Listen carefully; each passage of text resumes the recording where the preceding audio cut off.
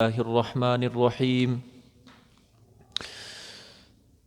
الحمد لله الذي أنزل على عبده الكتاب ولم يجعل له عوجا قيما لينذر بأسا شديدا من لدنه ويبشر المؤمنين الذين يعملون الصالحات أن لهم أجرا حسنا ماكثين فيه أبدا وينذر الذين قالوا اتخذ الله ولدا ما لهم به من علم ولا لآبائهم كبرت كلمة تخرج من أفواههم إن يقولون إلا كذبا فلعلك باخع نفسك على آثارهم إن لم يؤمنوا بهذا الحديث أسفا إنا جعلنا ما على الأرض زينة لها لنبلوهم أيهم أحسن أملا وإنا لجاعلون ما عليها صعيدا جرزا صدق الله العظيم.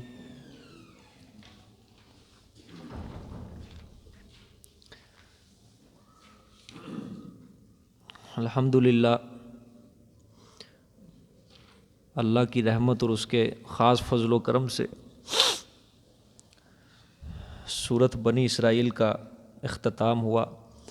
اللہ پاک جتنا بھی اس میں پڑھایا گیا ہے اس کو اپنے بارگاہ میں قبول و منظور فرمائے اور اس کے تمام مضامین کے اوپر ہمیں سب کو عمل کرنے کی توفیق عطا فرمائے. سورت بنی اسرائیل کے بعد اب جس سورت کا نام ہے وہ سورت کہف ہے. اللہ تعالیٰ سے دعا ہے کہ اس سورت کو بھی ہم سب کو دل لگی سے سمجھنے کی توفیق عطا فرمائے اور مجھے شرح صدر سے بیان کرنے کی توفیق عطا فرمائے. سورت کہف یہ مکی سورت ہے اور سورت بنی اسرائیل کے بعد ترتیب کے لحاظ سے اللہ تعالیٰ نے یہ رکھوائی ہے. سب سے پہلے اس کا اسمی ربط سمجھ لیں. پیچھے سورت تھی سورت بنی اسرائیل. اللہ تعالیٰ نے فرمایا کہ اے مکے کے مشرکو اگر بنی اسرائیل کی طرح تم فساد مچاؤ گے کفر و شرک کرو گے تو تم تباہ و برباد کر دیے جاؤ گے. اور اگر تم نے اصحاب کہف کی طرح عقیدے کے اوپر پختگی رکھی اصحاب کہف کی طرح عقیدے کے اوپر پختگی رکھی توحید پر پکے رہے اور جس طرح اصحاب کہف نے ایک اپنے ایمان کو بچانے کے لیے انہوں نے شہر چھوڑ دیا دنیا چھوڑ دی سب کچھ چھوڑ دیا تو اسی طرح اگر تم نے بھی اصحاب کہف کی طرح عقیدہ توحید کے اوپر استقامت اختیار کی تو میں تمہارے سارے کام درست کر دوں گا. میں تمہارے سارے کام درست کر دوں گا اور دنیا اور آخرت میں تمہیں روزیاں دوں گا اور آخرت میں تمہیں جنت دوں گا. ٹھیک ہے, یہ اسمی ربط ہے اس کا, یعنی نام کا نام کے ساتھ ربط ہے یہ سورت کا. پھر سمجھ لیں کہ مکے کے مشرکو بنی اسرائیل کی طرح اگر تم نے فساد مچایا شرک و کفر کیا تو تمہیں کیا کر دوں گا, تباہ و برباد کر دوں گا. اور اگر تم نے اصحاب کہف کی طرح عقیدے کے اوپر پختگی رکھی عقیدہ توحید کے اوپر تم نے استقامت اختیار کی توحید کے اوپر پکے رہے شرک و کفر سے بچے رہے تو میں تمہارے سارے کام درست کر دوں گا. دنیا اور آخرت میں تمہیں روزیاں دوں گا اور آخرت میں تمہیں کیا دوں گا, جنت دوں گا. یہ نام کا نام کے ساتھ ربط ہو گیا. اب یہ مانوی ربط سمجھ لیں اس کا. مشرکین کے آپ کو پتہ ہے آپ صلی اللہ علیہ وسلم کے سامنے دو مطالبے ہوتے تھے زیادہ. قرآن پاک میں آپ بار بار پڑھائے ہیں. دو مطالبے تھے. پہلا مطالبہ تھا ان کا معجزے کا, پہلا مطالبہ ان کا معجزے کا اور دوسرا مطالبہ ہوتا تھا عذاب کا. پہلا مطالبہ معجزے کا اور دوسرا مطالبہ عذاب کا. عذاب والا جو ان کا مطالبہ تھا وہ اللہ تعالیٰ نے سورۃ نحل کے اندر پورا کر دیا. یعنی ان کے اوپر قحط سالی اللہ تعالیٰ نے برپا کر دی. 7 سال تک یہ قحط سالی کے اندر کیا رہے تھے, مبتلا رہے تھے. اور معجزے والا مطالبہ اللہ تعالیٰ نے ان کا سورت بنی اسرائیل کے اندر پورا کیا. اب چاہیے تو یہ تھا کہ معجزہ ان کو دکھا دیا, اسراء والا معجزہ ان کو دکھا دیا اور ایمان نہیں لائے، چاہیے تو یہ تھا کہ ان کو کیا کر دیا جاتا، ہلاک کر دیا جاتا، لیکن اللہ تعالیٰ نے اپنے فضل و کرم سے ان کو ہلاک نہیں کیا، بلکہ ان کو ایک اور موقع دے دیا۔ اللہ تعالیٰ نے فرمایا ان مشرکین کے شبہات کو دور کرو، ان مشرکین کے شبہات کو دور کرو، کیا پتہ یہ مان جائے، مسئلہ توحید قبول کر جائے، میرے عذاب سے بچ جائیں۔ تو سورۃ کہف کے اندر اللہ تعالیٰ نے ان کے 4 شبہات کے جوابات دیے ہیں۔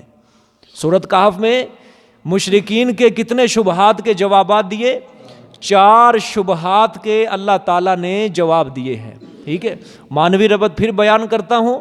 مشرکین کے 2 مطالبے ہوتے تھے، ایک مطالبہ عذاب والا، دوسرا مطالبہ معجزے والا۔ عذاب والا مطالبہ ان کا سورۃ نحل کے اندر پورا کر دیا گیا، جہاں اللہ نے فرمایا اتا امر اللہ فلا تستعجلوا، کہ آ ہی گیا ہے، قریب آ گیا ہے، تم جلدی نہ کرو، ٹھیک ہے، یعنی اللہ کے عذاب والا حکم قریب آ گیا۔ یہ مطالبہ عذاب والا ان کا سورۃ نحل میں پورا کر دیا گیا۔ دوسرا مطالبہ معجزے والا یہ ان کا سورۃ اسراء یعنی بنی اسرائیل کے اندر پورا کر دیا گیا۔ اب چاہیے تو یہ تھا کہ ان کو عذاب کے اندر مبتلا کر دیا جاتا، لیکن اللہ نے اپنے فضل و کرم سے ان کو ہلاک نہیں کیا، بلکہ اللہ نے ایک اور موقع دیا۔ اللہ نے فرمایا ان کے شبہات کو دور کرو، کیا پتہ یہ مسئلہ توحید کو قبول کر لیں اور میرے عذاب سے بچ جائیں، ٹھیک ہے۔ تو اللہ تعالیٰ نے سورۃ کہف میں مشرکین کے 4 شبہات کے جوابات دیے ہیں، ٹھیک ہے۔ پہلا شبہ سمجھ لیجیے، پہلا شبہ اصحاب کہف کے متعلق آئے گا۔ اصحاب کہف، اب مشرکین کو شبہ ہوا، اصحاب کہف جو 7 نوجوان تھے، کتنے نوجوان تھے؟ 7 نوجوان تھے، 300 سال سے زائد عرصے تک یہ ایک غار کے اندر صحیح سلامت پڑے رہے۔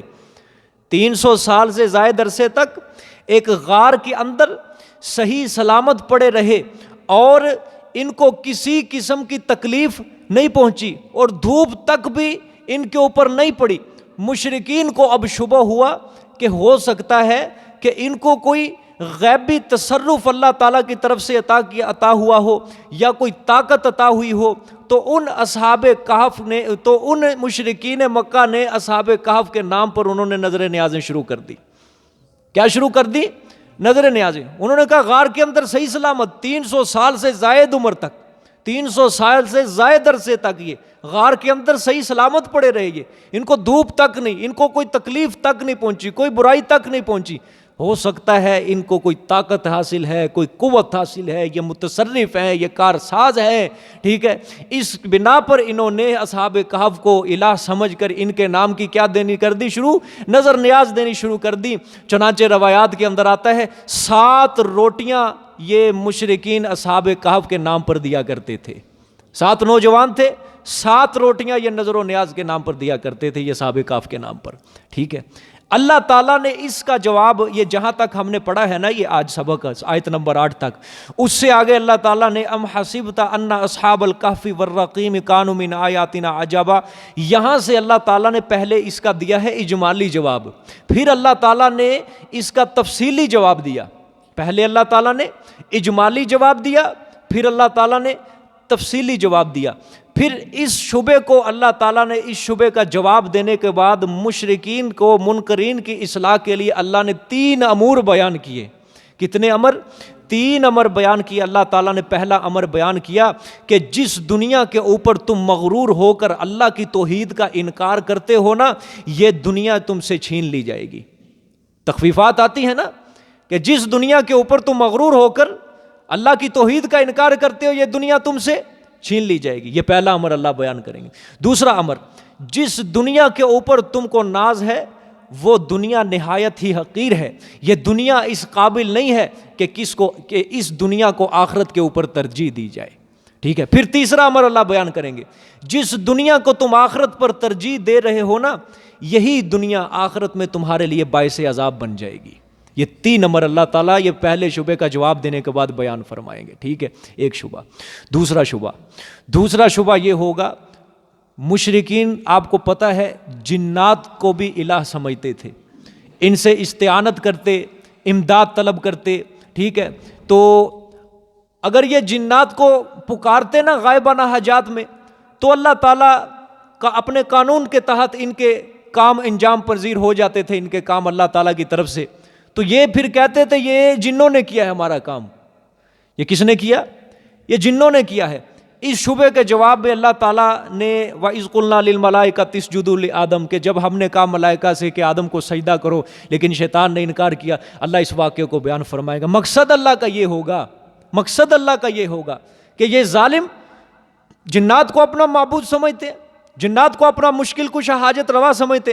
جنات کا باپ ابو الجان شیطان ابلیس، اس نے حضرت آدم علیہ السلام سے دشمنی کی، اس نے حضرت آدم سے دشمنی کی اور جنت سے نکلوانے کا سبب وہ شیطان بن گیا۔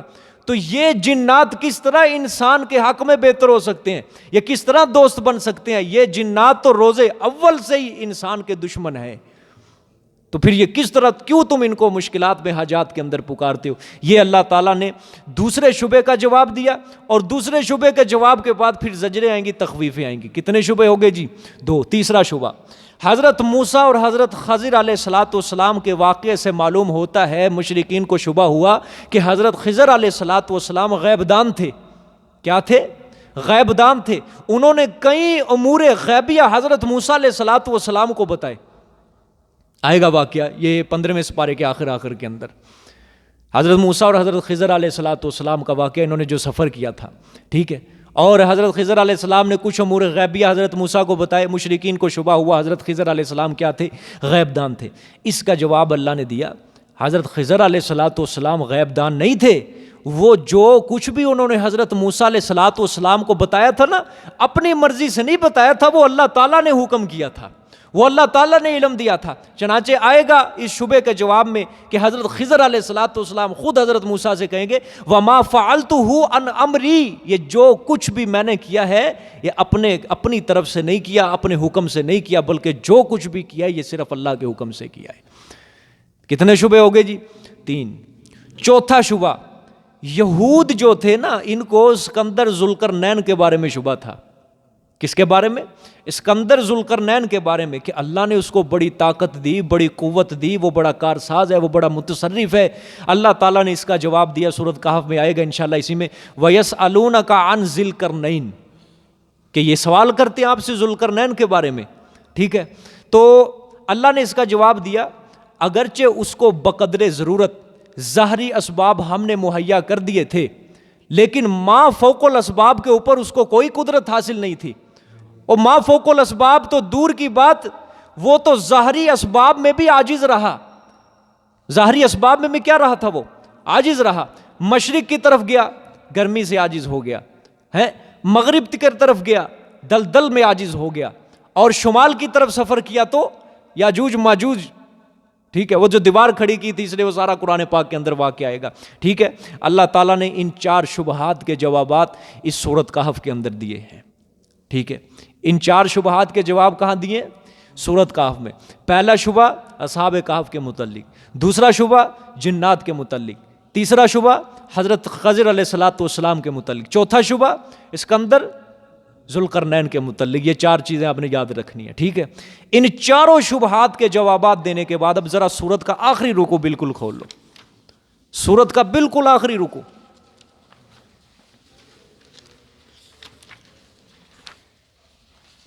افحسب الذین کفروا، یہ آیت نمبر 102، 728 صفحہ نمبر۔ افحسب الذین کفروا ان یتخذوا عبادی من دونی اولیاء انا اعتدنا جہنم للکافرین نزلا۔ جی مل گئی جی سب کو؟ آیت نمبر 102 ہے، ساتھ والے کو بتاتے جایا کریں۔ 726، ہاں یہ آیت نمبر دیکھ لیا کریں، یہ آسان ہے، صفحے سے زیادہ آیت نمبر 102 نمبر آیت ہے۔ دیکھیں 4 شبہات تھے، اللہ تعالیٰ نے یہ آخری رکوع کے اندر ان 4 شبہات کے اوپر اللہ نے دوبارہ رجوع فرما کے 4 شبہات کے جوابات کو پھر واضح کر دیا ہے۔ کیا کیا؟ پھر واضح کیا۔ یہ انشاءاللہ اپنے مقام پہ پڑھیں گے، ٹھیک ہے۔ اچھا یہ آخری آیت دیکھیں، بالکل سورت کی آخری آیت، قُلْ إِنَّمَا أَنَا بَشَرٌ مِثْلُكُمْ يُوحَىٰ إِلَيَّ أَنَّمَا إِلَٰهُكُمْ إِلَٰهٌ وَاحِدٌ، نکل گئی جی۔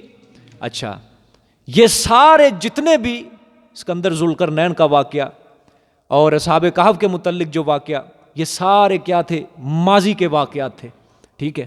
اللہ تعالیٰ نے اپنے پیغمبر سے آخر میں اعلان کروایا، اللہ نے فرمایا میرے پیغمبر یہ جتنے بھی ہم نے آپ کو واقعات سنائے ہیں نا غیب کے، آپ اپنی زبان سے خود بیان کر دیں کہ یہ میں نے واقعات اپنی طرف سے نہیں سنائے، بلکہ مجھے اس کا علم اللہ نے دیا ہے۔ کس نے دیا؟ کہ لوگ کہیں آپ کو بھی غیب دان نہ سمجھ لیں، لوگ کہیں آپ کو بھی عالم الغیب نہ سمجھ لیں، آپ بھی آخر سورت آخری آیت کے اندر آپ صلی اللہ علیہ وسلم سے اعلان کروا دیا کہ یہ جتنا بھی میں نے واقعات سنائے ہیں نا اصحاب کہف کے، اسکندر ذوالقرنین کے، حضرت موسیٰ اور خضر کا، یہ میں نے اپنی طرف سے نہیں سنایا، مجھے نہیں پتا تھا، مجھے تو کس نے علم دیا؟ اللہ تعالیٰ نے علم دیا، مجھے جو وحی کی گئی وہ میں نے تم کو سنا دیا ہے، ٹھیک ہے۔ دیکھو ترجمہ، قل انما انا بشر مثلکم، فرما دو میرے پیغمبر سوائے اس کے نہیں کہ میں تو بشر ہوں تمہاری طرح، بشر مثلکم، میں بشر ہوں تمہاری طرح، یوحا الی انما الہکم الہ واحد، وحی کی جاتی ہے طرف میرے سوائے اس کے نہیں کہ تمہارا الہ صرف ایک الہ ہے، ٹھیک ہے۔ اچھا ایک بات، فمن کان یرجو لقاء ربہ فلیعمل عملا صالحا ولا یشرک بعبادۃ ربہ احدا، یہ پوری سورت کا نچوڑ اللہ تعالیٰ نے اس آیت کے اندر۔ اللہ نے فرمایا لوگو اگر آخرت کے اندر اپنے رب سے ملاقات کی امید رکھتے ہو نا، اگر آخرت کے اندر اپنے رب سے ملاقات کی امید رکھتے ہو تو پھر تمہیں دو کام کرنے پڑیں گے، ایک تم نے میری ذات اور صفات کے اندر میرے بزرگ، میرے پیارے بندوں کو، نبیوں کو، ولیوں کو، زندہ مردہ کسی کو میری صفات اور ذات کے اندر شریک نہیں کرنا، میری توحید کو ماننا پڑے گا، اور اس کے ساتھ ساتھ تمہیں نیک عمل کرنے پڑیں گے۔ پوری سورت کا نچوڑ اللہ نے بتا دیا آخر میں۔ دیکھو ترجمہ، فمن کان یرجو لقاء ربہ، جو بندہ اللہ سے ملاقات کی امید کرتا ہے اپنے رب سے، فلیعمل عملا صالحا، کیا کرے وہ؟ نیک عمل کرے، اور ولا یشرک بعبادۃ ربہ احدا، اور اپنے رب کے ساتھ کسی بندے کو شریک نہ کرے اس کی عبادت کے اندر۔ یہ اللہ نے نچوڑ نکال دی، ٹھیک ہے جی۔ آ جائیں پیچھے جی۔ اچھا یہ 4 شبہات کے جوابات اللہ نے سورت کے اندر دیے، پھر اس کے بعد کون سی سورت ہے؟ سورت مریم ہے، ٹھیک ہے۔ اس میں بھی ان کے بقیہ شبہات کے جوابات دیے گئے ہیں۔ حضرت عیسیٰ کو الہ بنایا گیا، حضرت مریم کو بھی الہ بنایا گیا، حضرت زکریا کو بھی الہ بنایا گیا، ملائکہ کو بھی الہ بنایا گیا۔ ان ہستیوں کے متعلق بھی اللہ تعالیٰ نے ان کے شبہات کے جوابات دیے۔ گویا اگر یوں کہیں کہ سورت کہف کا تتمہ جو ہے وہ سورت مریم ہے۔ تتمہ مطلب کہ سورت کہف ابھی مضمون اللہ نے پورا نہیں کیا، سورت مریم کو اللہ نے ساتھ ہی رکھوا کے اللہ تعالیٰ نے سورت کہف کا مضمون بھی کیا کر دیا؟ پورا کر دیا، ٹھیک ہے۔ یعنی سورت کہف کا تتمہ، اختتام اصل کیا ہے؟ سورت مریم ہے۔ اس کے اندر بھی اللہ تعالیٰ نے عیسائیوں کے شبہات کے جوابات ہی دیے ہیں، کہف کے اندر بھی اللہ نے مشرکوں کے شبہات کے جوابات ہی دیے ہیں۔ یہ دونوں صورتیں بڑی ضروری ہیں سمجھنی، سمجھ آئی ہے؟ جس طرح آج ہونا اسی طرح اس پوری صورت کے اندر کیا ہونا ہے؟ حاضر ہونا ہے۔ سمجھ آ گئی ہے کہ نہیں؟ ہاں، یہ انشاءاللہ، یہ دل والی انشاءاللہ اللہ تعالیٰ کے آگے یہ قبول کرواؤ۔ اب یہ شان نزول سمجھ لے، یہ بھی بڑا ضروری ہے۔ مشرکین کے کچھ بندے تھے، انہوں نے کہا بھئی ہم تو ہیں ان پڑھ، جاہل، جاؤ مدینہ کے یہودیوں کے پاس جاؤ، ان سے جا کے کہو، ان کے سامنے یہ محمد صلی اللہ علیہ وسلم کے حال احوال بیان کرو، ان سے پوچھو کہ یہ نبی ہے، یہ اس طرح دعوے کرتا ہے، اس طرح واقعے سناتا ہے، ان کو انبیاء کی پہچان ہے، تورات کے عالم ہے وہ، تو ان کو جا کے پوچھو کہ آیا یہ نبی سچا ہے یا نہیں۔ مشرکین کی ایک جماعت گئی، تو انہوں نے جا کے آپ صلی اللہ علیہ وسلم کے متعلق یہ سارے حال احوال دیے۔ یہودیوں نے پھر کہا تم جا کے 3 سوال کرنا۔ کتنے سوال؟ 3 سوال تم نے جا کے اس پیغمبر سے کرنے، اگر اس نے صحیح جواب دے دیا تو سمجھ لو وہ سچا ہے، اگر اس نے غلط جواب دیا تو سمجھ لو وہ جھوٹا ہے۔ 3 سوال کون سے؟ اول اس کو پوچھنا گزشتہ زمانے میں چند نوجوان لاپتہ ہوئے، ان کا حال احوال کیا ہے، ٹھیک ہے، اصحاب کہف، اس کے متعلق پوچھنا۔ دوسرا اس شخص کا حال دریافت کرنا ہے کہ جو گزشتہ زمانے میں ایک مشرق سے لے کر مغرب تک اس بندے نے سفر کیا تھا، اس کے بارے میں حال دریافت کرنا ہے، دوسرا ذوالقرنین۔ تیسرا روح کی حقیقت کے بارے میں پتہ کرو کہ روح کیا چیز ہے۔ اس سوال کا جواب اللہ نے کہاں دیا؟ روح کے بارے میں سورت بنی اسرائیل کے اندر ان 2 سوالوں کے جواب اللہ تعالیٰ کہف کے اندر دیں گے۔ چونکہ سورت بنی اسرائیل روح کی حقیقت، اس کے متعلق اللہ نے علم دیا ہی نہیں کسی کو، اللہ نے اس کا الگ جواب دے دیا سورت بنی اسرائیل کے اندر، جدھر اس آیت کی جگہ بنتی تھی، ٹھیک ہے. اور اسکندر ذوالقرنین کے بارے میں، کیونکہ تورات کے اندر میں نے آپ کو سمجھایا تھا، تورات کے اندر کیا لکھا تھا کہ روح کے بارے میں کس کو علم ہے؟ صرف اللہ کو. یہودیوں نے یہ سوال کیا، یہی شرارت کرنے کی غرض سے تھا کہ اگر یہ ہوگا نا جھوٹا نبی ادھر ادھر کی باتیں کرے گا روح کے متعلق، روح فلانی چیز ہے، روح فلانی چیز ہے. ٹھیک ہے، تو اللہ تعالیٰ نے روح کے متعلق اپنے پیغمبر کو وہی جواب کہلوایا جو کس میں لکھا تھا؟ تورات میں لکھا تھا کہ روح کے بارے میں صرف کس کو علم ہے؟ وہ میرے رب کا ایک خاص امر ہے. ٹھیک ہے، تو یعنی آپ صلی اللہ علیہ وسلم نے علم کی نفی کر دی کہ مجھے نہیں پتا. ٹھیک ہے، اللہ نے اس کو الگ مقام پہ رکھا، اور جو تفصیلی واقعات تھے اللہ نے اس کو کہاں رکھ دیا؟ سورۃ کہف کے اندر اللہ تعالیٰ نے اس کو جگہ دے دی. ٹھیک ہے، تو چنانچہ قریش جو تھے پھر یہ مدینہ سے آئے، آپ صلی اللہ علیہ وسلم کے پاس آئے، آپ کو آ کے کہا قریش نے کہ یہ 3 سوال ہیں، آپ ان کے جواب دے دیں، ہم مان لیں گے آپ سچے نبی ہیں. کیا ہیں آپ؟ سچے نبی. آپ صلی اللہ علیہ وسلم نے وعدہ دیا، ٹھیک ہے میں تمہیں کل بتا دوں گا، ان 3 سوالوں کے جواب میں تمہیں کل بتا دوں گا، میں وعدہ کرتا ہوں. آپ صلی اللہ علیہ وسلم کس کے اوپر تھے؟ وحی کے اوپر، کہ اللہ مجھے وحی کے ذریعے بتا دے گا. آپ کو پورا بھروسہ تھا، کامل اعتماد تھا اللہ کے اوپر کہ اللہ مجھے وحی کے ذریعے بتا دے گا. اس لیے آپ صلی اللہ علیہ وسلم نے فرمایا کہ کل میں تمہیں کیا کر دوں گا؟ ان سوالوں کے جواب بتا دوں گا. اب اللہ کا کرنا ہوا کیا؟ آپ انشاءاللہ کہنا بھول گئے. کیا کہنا بھول گئے؟ انشاءاللہ. اللہ کو یہ بات ہی پسند نہیں آئی. اللہ نے 15 دن تک وحی کو بند رکھا. کتنے دن؟ 15 دن تک اللہ تعالیٰ نے اپنے پیغمبر صلی اللہ علیہ وسلم کے اوپر وحی کو بند رکھا، اور ادھر سے مشرکین تانے دے رہے ہیں، او دیکھو جی اپنے آپ کو سچا نبی کہتا ہے، اللہ کا وہ چھوڑ دیا تیرے رب نے تجھے. ٹھیک ہے، ادھر سے وہ آپ صلی اللہ علیہ وسلم کو ان کے تانوں کی اذیت پہنچ رہی ہے، تکلیف پہنچ رہی ہے، آپ صلی اللہ علیہ وسلم مغموم ہے. 16ویں دن آپ اللہ تعالیٰ نے وحی کی. ان 3 سوالوں کے اللہ تعالیٰ نے ان کے جوابات بھی دے دیے. ٹھیک ہے، اللہ تعالیٰ نے سورۃ کہف کو نازل کیا. تو پھر آخر کے اندر اللہ تعالیٰ نے آپ صلی اللہ علیہ وآلہ وسلم کو وعدے کے ساتھ انشاءاللہ نہ کہنے کے اوپر تنبیہ بھی کیا ہے. انشاءاللہ نہ کہنے کے اوپر تنبیہ بھی فرمائی. صورت کے اندر اللہ تعالیٰ نے فرمایا میرے پیغمبر آپ اپنی طرف سے نہ کرا کرے، بلکہ جو بھی وعدہ دو ساتھ انشاءاللہ کا لفظ ضرور کہا کرو. یہ تنبیہ آپ صلی اللہ علیہ وآلہ وسلم کو فرمائی ہے. ٹھیک ہے کہ نہیں؟ اور انشاءاللہ جو ہوتی ہے نا، جو ہم نے آج اس کو مذاق بنایا ہوا ہے انشاءاللہ کو، یہ وہ انشاءاللہ نہیں ہے. انشاءاللہ کا مطلب کہ معاملہ اللہ کے اوپر سپرد کر دینا، اور بندے کی اپنی نیت بھی ہو کہ میں نے یہ کام کرنا ہے، یا اللہ مجھے ہمت دے، مجھے توفیق دے.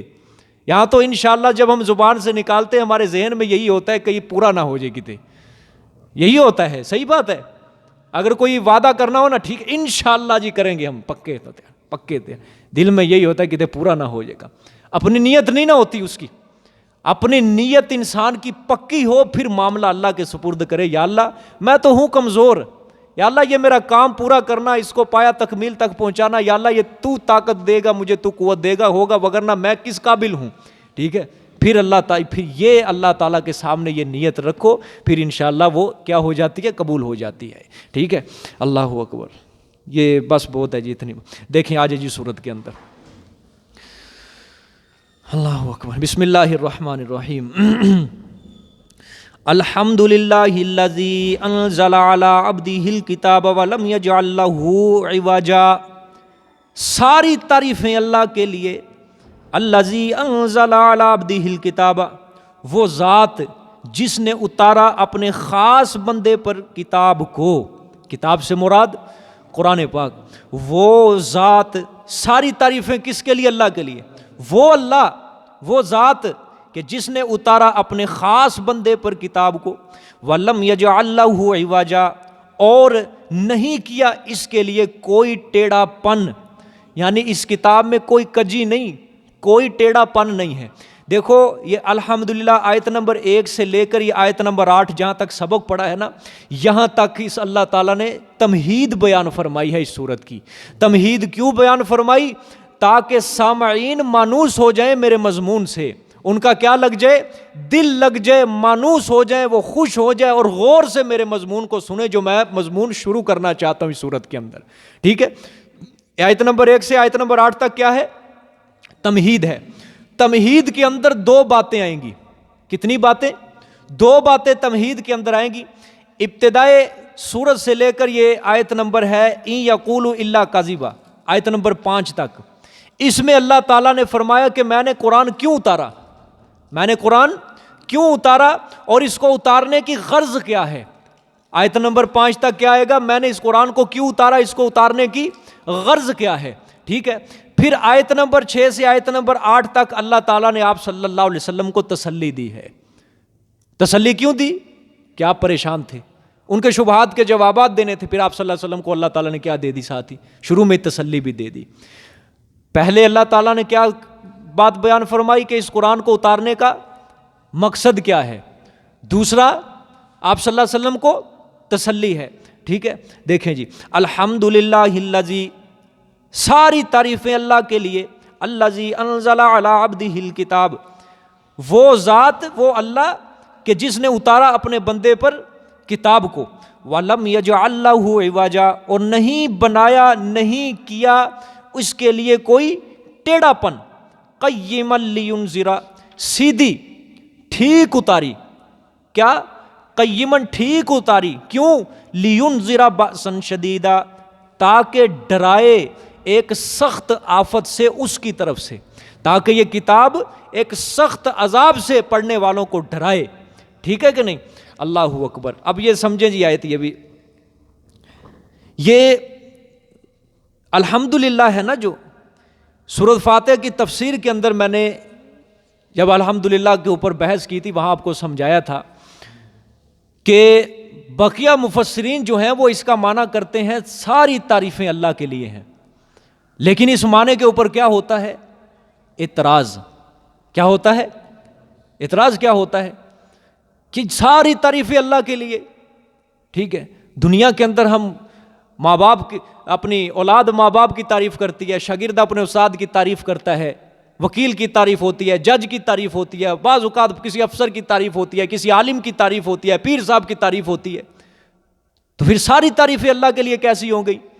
تو پھر ان مفسرین نے جنہوں نے معنی کیا ساری تعریفیں اللہ کے لیے، انہوں نے اس کا جواب دیا کہ یہ ساری جو تعریفیں کر رہے ہیں، مثال کے طور پہ کوئی عالم ہے، اس کی تعریف ہو رہی ہے اس کے علم کی بنا پر، اس کو علم دیا اللہ نے، اس کو عقل دی اللہ تعالیٰ نے، اس نے اپنے عقل شعور کی بنا پر اللہ تعالیٰ کے علم کو سیکھا، سمجھا، قرآن کو سمجھا، ٹھیک ہے، تو گویا یہ تعریف کس کی ہوئی؟ اللہ کی ہوئی۔ ان مفسرین نے اس کا جواب یہ دے دیا۔ ہمارے حضرت مولانا حسین علی رحمۃ اللہ علیہ نے جو اس کا معنی کیا، ایسا خوبصورت معنی کیا ہے کہ اس کے اوپر اعتراض ہی کوئی نہیں ہوتا، کوئی اعتراض نہیں۔ بقیہ مفسرین نے معنی کیا ساری تعریفیں اللہ کے لیے، ہمارے حضرت نے معنی کیا تمام صفات الوہیت و معبودیت صرف اللہ کے لیے، یعنی وہ تعریفیں مراد ہیں جو تعریفیں صرف اور صرف اللہ کے لیے خاص ہیں۔ کون سی تعریفیں؟ اب دیکھنا، خالق اللہ ہے، کوئی انسان کے اندر پائی جا سکتی ہے یہ صفت؟ اچھا، اسی طرح رازق اللہ ہے، انسان کے اندر پائی جا سکتی ہے؟ نہیں۔ اچھا، عالم الغیب اللہ ہے، مختار کل اللہ ہے، مشکل کشا اللہ، حاجت روا، اولاد کا خزانہ اللہ کے پاس، بارشیں برسانے والا، ہوائیں چلانے والا، یہ ساری تعریفیں صرف کس کے اندر پائی جاتی ہیں؟ اللہ کے اندر۔ مخلوق کے اندر پائی جاتی ہیں؟ نہیں پائی جاتی۔ اس معنی سے توحید کا دروازہ کھل جاتا ہے اور شرک کا دروازہ بند ہو جاتا ہے کہ تعریفوں سے کون سی تعریف مراد جو صرف اللہ ہی کے لیے مخصوص ہیں، وہ ساری صفات الوہیت معبودیت صرف کس کے لیے؟ اللہ کے لیے، کسی نبی ولی کے لیے، کسی پیر فقیر کے لیے وہ نہیں ہے۔ سمجھ آئی ہے؟ انہوں نے یہ معنی کیا ہے۔ اور اس کا ایک اور ربط لگا دوں، ہمارے حضرت نے فرمایا قرآن کے 4 حصے ہیں۔ کتنے؟ 4 حصے ہیں قرآن پاک کے۔ پہلا حصہ سورۃ فاتحہ سے لے کر سورۃ مائدہ تک ہے، اور مزیداری کی بات ہے چاروں حصے الحمدللہ سے شروع ہوتے ہیں، چاروں حصے الحمدللہ سے شروع ہوتے ہیں۔ پہلا حصہ سورۃ فاتحہ سے لے کر گیا سورۃ مائدہ تک، پہلے حصے کے اندر اللہ تعالیٰ نے سب سے زیادہ جو زور اس بات کے اوپر دیا کہ اس پوری کائنات کو بنانے والا صرف میں ہوں۔ پہلے حصے کے اندر اللہ مضمون اور بھی آئے، احکام اور بھی آئے، مسائل آئے، لیکن اللہ نے جس مسئلے کے اوپر زور دیا وہ زیادہ مسئلہ کون سا؟ کہ اس کائنات کا خالق میں ہوں۔ پھر دوسرے سورۃ مائدہ کے بعد سورۃ انعام ہے، دوسرا حصہ سورۃ انعام سے شروع ہوتا ہے۔ سورۃ انعام کو اللہ نے شروع فرمایا الحمدللہ الذی خلق السماوات والارض، ساری تعریفیں اس اللہ کے لیے جس نے زمین و آسمان کو پیدا کیا۔ سورۃ انعام سے لے کر سورۃ بنی اسرائیل کے آخر تک قرآن کا دوسرا حصہ ختم ہو جاتا ہے۔ اس دوسرے حصے کے اندر اللہ نے بیان فرمایا کہ پیدا کرنے کے بعد ساری کائنات کا پالن ہار اور اس کو ابتدا سے لے کر حد کمال تک پہنچانے والا وہ میں ہی ہوں۔ دوسرے حصے میں اللہ نے سب سے زیادہ زور اسی مضمون کے اوپر دیا۔ تیسرا حصہ قرآن کا بھی یہاں سے شروع ہو رہا ہے، الحمدللہ الذی انزل علی عبدہ الکتاب، یہ حصہ جائے گا یہاں سے لے کر سورۃ احزاب کے آخر تک۔ اس حصے کے اندر اللہ نے بیان فرمایا زیادہ زور اس بات کے اوپر ہوگا پیدا بھی میں نے کیا، پیدا کرنے کے بعد حد کمال تک پہنچانے والا بھی میں۔ اس حصے کے اندر اللہ بیان فرمائیں گے کہ اس پوری کائنات کے اندر جو بھی حکم چل رہا ہے وہ میرا حکم چل رہا ہے۔ جس کسی کو بھی کوئی چیز نصیب ہو رہی ہے، کوئی نعمت نصیب ہو رہی ہے، وہ صرف اور صرف میری رحمت کی وجہ سے ہو رہی ہے۔ اگر میں اپنی رحمت اٹھا لوں تو پوری کائنات کچھ بھی نہیں ہے۔ یہ تیسرے حصے میں اللہ نے یہ بیان کیا۔ پھر چوتھا حصہ قرآن کا سورۃ سبا سے شروع ہوتا ہے، وہاں اللہ تعالیٰ نے فرمایا الحمدللہ الذی لہ ما فی السماوات و ما فی الارض، ساری تعریفیں اس اللہ کے لیے جس کے لیے زمین و آسمان کی ساری چیزیں صرف اسی کے لیے ہیں۔ وہاں سے لے کر وہ سورۃ ناس کے آخر تک قرآن کا چوتھا حصہ ختم ہوتا ہے۔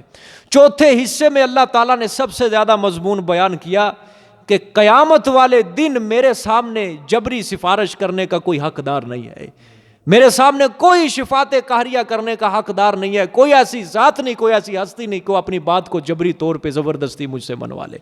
اور آخری صورتوں کے اندر آپ کو پتہ ہے زیادہ تر کس کے حوالے ہیں؟ قیامت کے حوالے ہیں، آخرت کے حوالے ہیں۔ سمجھ آئیے، یہ بھی ربط ایک ساتھ لگ گیا ہے۔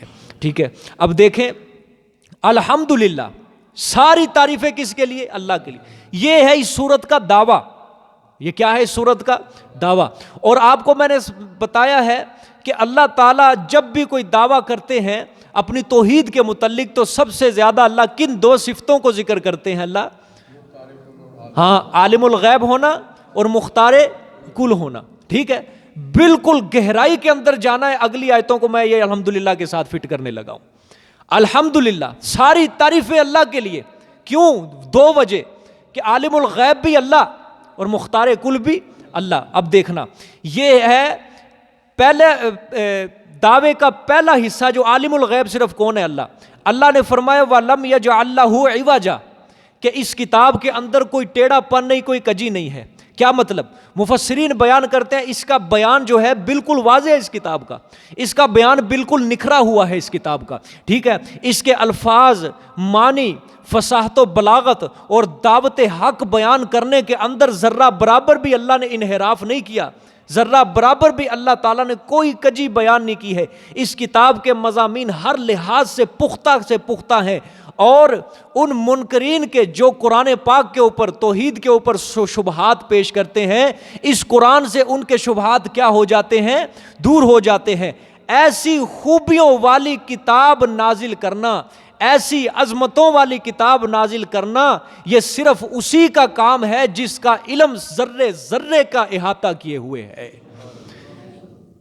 سمجھے؟ وَلَمْ يَجْعَلْ لَهُ عِوَجًا، کہ اس کتاب کے اندر کوئی ٹیڑھ پن نہیں۔ کیا مطلب؟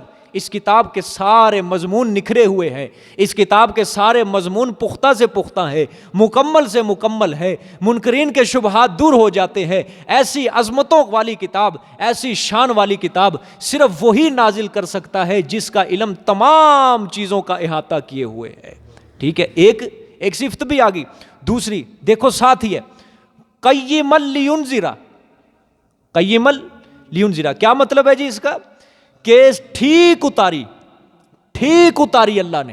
ٹھیک ہے، وجہ کیوں اتاری؟ تاکہ ڈرائے ایک سخت آفت سے اس اللہ کی طرف سے۔ ٹھیک ہے، اب اس کے اندر مختار کل کی صفت بھی اللہ کی چھپی ہوئی ہے۔ کیا مطلب؟ یہ قرآن ہم نے نازل کیا کس لیے؟ تاکہ یہ منکرین اور منکرین کو آخرت کے عذاب کا ڈراوا دے، آخرت کے عذاب کا کیا دے؟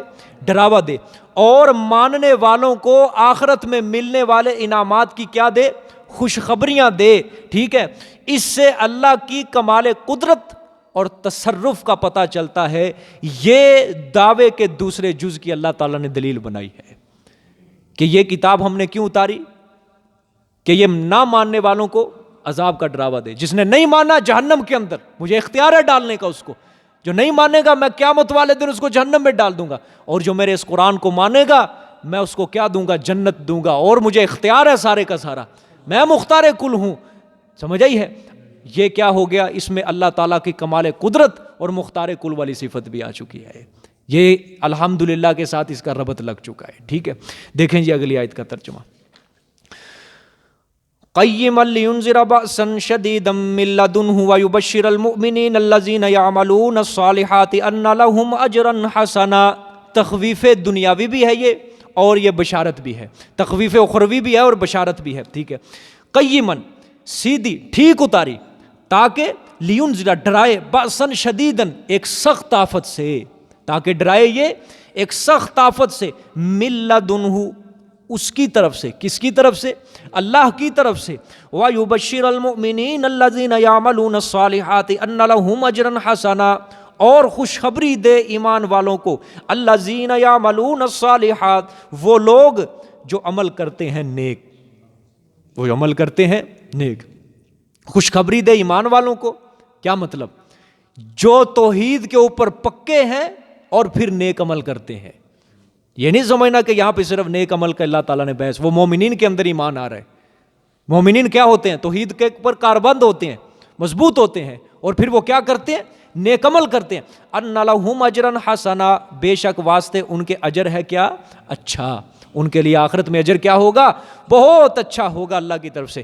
ماکثین فیہ ابدا، رہنے والے بیچ اس کے اندر ہمیشہ، رہنے والے ہوں گے بیچ اس کے اندر ہمیشہ. اللہ نے فرمایا قرآن کو اتارنے کے دو مقصد ہیں. کتنے مقصد ہیں؟ دو مقصد. اب پہلا تخویف و انذار، ڈراوا. کیا ہے؟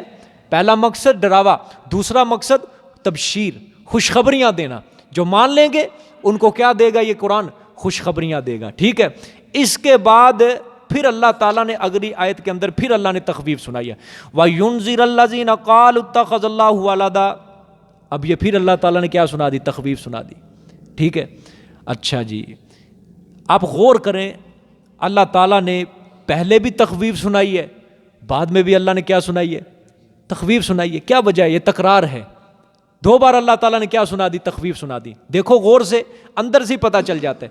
جب اللہ تعالیٰ نے پہلی بار تخویف سنائی، قیما لینذر بأسا شدیدا من لدنہ، پچھلی آیت کے اندر دیکھو، قیمن ٹھیک اتاری تاکہ ڈرائے سخت آفت سے. اچھا آگے دیکھو، وَيُبَشِّرَ الْمُؤْمِنِينَ الَّذِينَ يَعْمَلُونَ الصَّالِحَاتِ، اور خوشخبری دیتا ہے مومنین کو جو نیک عمل کرتے ہیں. آپ غور کرو کہ جب یہ پہلی اللہ نے تخویف سنائی، وہاں پہ اللہ تعالیٰ نے یہ نہیں بیان کیا کہ یہ عذاب، یہ ڈراوا کن لوگوں کے لیے ہے، یہ عذاب، یہ ڈرائے گی کن لوگوں کو، یہ عذاب کا ڈراوا سنائے گی کن لوگوں کو، یہ اللہ نے پہلی تخویف کے اندر بیان نہیں کیا. لیکن جب مومنین کا ذکر کیا، اللہ تعالیٰ نے ان مومنین کا ذکر کیا کہ وہ کون سے مومن مراد ہوں گے. اللہ نے فرمایا وہ مومن ہوں گے الذین یعملون الصالحات، وہ نیک عمل کریں گے، ان کے لیے کیا ہوگا؟ اچھا اجر بھی ہوگا، اور وہ بیچ اس میں ہمیشہ رہنے والے ہوں گے. مومنین کا جب ذکر کیا، اللہ نے پورا تعارف پیش کر کے ان کا نتیجہ نکال دیا. لیکن جب پیچھے تخویف سنائی، صرف اللہ نے یہی سنایا کہ جو نہیں مانے گا ان کو آخرت کے عذاب کا کیا ہے؟ ڈراوا دیتا ہے. لیکن اللہ نے پچھلی تخویف میں یہ نہیں بیان کیا کہ وہ کون لوگ ہیں. لیکن اب اللہ تعالیٰ نے یہ اس آیت نمبر 4 کے اندر اللہ نے بیان کر دیا کہ وہ جو تخویف سناتا ہے یہ قرآن پاک، وہ کون لوگ ہیں. اللہ نے فرمایا وَيُنذِرَ الَّذِينَ، اور ڈرائے ان لوگوں کو، قَالُوا اتَّخَذَ اللَّهُ وَلَدًا، جنہوں نے کہا کہ بنا لیا اللہ نے بیٹا. ان لوگوں کو یہ قرآن کیا کرے گا؟ ڈرائے گا. یہ اللہ تعالیٰ نے اس وجہ سے یہ الگ ذکر کر دیا کہ یہ قرآن ڈراوا ہے کن لوگوں کے لیے، کہ جنہوں نے کیا کہا کہ اللہ نے کیا بنا لیا؟ بیٹا بنا لیا ہے. ٹھیک ہے، اللہ اکبر. آگے ما لہم بہ من علم ولا لآبائہم، نہیں واسطے ان کے ساتھ اس کے، یہ جو انہوں نے کہا نا کہ اللہ کا کیا ہے؟ بیٹا ہے. یہود و نصارہ نے کہا اللہ کا، مشرکین نے کہا فرشتے اللہ کی بیٹیاں. یہ نہیں واسطے ان کے ساتھ اس بات کے، من علم، کوئی دلیل، کوئی دلیل، وَلَا لِآبَائِهِمْ، اور نہ ہی ان کے آباء و اجداد کے پاس۔ یہ تقلید کرتے تھے نا یہ ظالم، یہ کیا کہتے تھے؟ ہم نے اپنے باپ دادا سے سنا ہے، ہم نے اپنے باپ دادا سے سنا ہے۔ مشرکین کہتے تھے آباء و اجداد، ادھر یہ کہتے تھے آباء و اجداد، ادھر عیسائی کہتے تھے۔ یہ تو ہم پچھلے لوگوں سے سنتے آ رہے ہیں یہ باتیں، ٹھیک ہے۔ آباء و اجداد کی کیا کرنے لگ جاتے تھے؟ یہ تقلید کے اوپر چل پڑے۔ آباء و اجداد جو کہتے آ رہے ہیں، بس کتاب کا نہیں مانا، اللہ کی بات نہیں مانی، بس جو بزرگوں نے کہہ دیا، جو آباء و اجداد نے کہہ دیا، اس کے اوپر کیا کرتے رہے؟ یہ چلتے رہے یہ، ٹھیک ہے۔ آج بھی لوگ کیا کرتے ہیں؟ آباء و اجداد کے دین کے اوپر چل رہے ہیں، قرآن اور سنت کے دین کو سمجھتے ہی نہیں ہے۔ آباء و اجداد کے رستے کو وہ کیا سمجھ رہے ہیں؟ یہ ہمیں سیدھا جنت کی طرف لے کر جاتا ہے، قرآن کی طرف نہیں آتے، وہ حدیث کی طرف وہ نہیں آتے۔ حالانکہ پیارے پیغمبر صلی اللہ علیہ وسلم نے حجۃ الوداع کے خطبہ میں کیا فرمایا تھا؟ میں تمہارے پاس دو چیزیں چھوڑ کر جا رہا ہوں، ایک قرآن ہے اور ایک اپنا فرمان ہے، سنت رسول ہے۔ یہ دو چیزوں کے اوپر مضبوطی سے تھامے رہنا، پکے رہنا، تمہیں کوئی گمراہ نہیں کر سکتا۔ جب یہ دو چیزوں کو چھوڑا، آباء و اجداد کا رستہ اختیار کیا، تو کیا ہو گئے؟